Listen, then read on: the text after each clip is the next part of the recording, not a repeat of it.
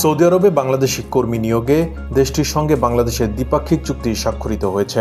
এর মাধ্যমে সৌদি আরব ও বাংলাদেশের মধ্যকার কূটনৈতিক সম্পর্কের দীর্ঘ 50 বছরের ইতিহাসে এবারই প্রথম সাধারণ কর্মী নিয়োগ সংক্রান্ত কোনো আনুষ্ঠানিক চুক্তি হলো।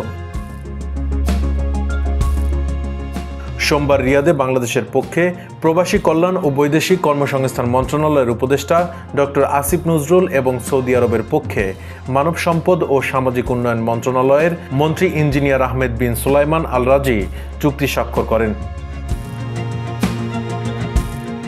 বহির্বিশ্বে বাংলাদেশের সবচেয়ে বড় শ্রমবাজার সৌদি আরবে 1976 সাল থেকে আনুষ্ঠানিকভাবে কর্মী নিয়োগ শুরু হলেও সাধারণ কর্মী নিয়োগ সংক্রান্ত কোনো আনুষ্ঠানিক চুক্তি ছিল না। 2015 সালে গৃহকর্মী নিয়োগ এবং 2022 সালে দক্ষতা যাচাই সংক্রান্ত দুটি বিশেষ চুক্তি সই হয়। নতুন এ চুক্তি স্বাক্ষরের মাধ্যমে বাংলাদেশ থেকে সৌদি আরবে বিভিন্ন পেশায় দক্ষ কর্মী নিয়োগ বৃদ্ধি পাবে, পাশাপাশি কর্মী ও নিয়োগকর্তার অধিকার ও স্বার্থ অধিকতর সুরক্ষিত হবে মর্মে আশা করা যাচ্ছে। এই চুক্তি ভ্রাতৃপ্রতিম উভয় দেশের মধ্যে দ্বিপাক্ষিক সম্পর্ক আরও শক্তিশালী করার ক্ষেত্রে ভূমিকা রাখবে। চুক্তি সইয়ের আগে সৌদি মন্ত্রী ও উপদেষ্টার মধ্যে একটি দ্বিপাক্ষিক বৈঠক অনুষ্ঠিত হয়।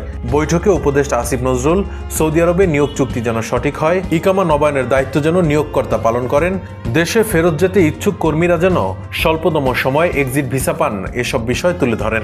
নতুন পে স্কেলে গ্রেড কমছে, বাড়ছে বেতন।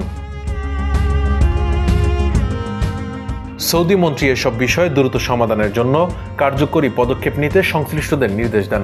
সেই সঙ্গে বাংলাদেশকেও নিরাপদ ও সুষ্ঠু অভিবাসন নিশ্চিতকল্পে ভূমিকা রাখার আহ্বান জানান।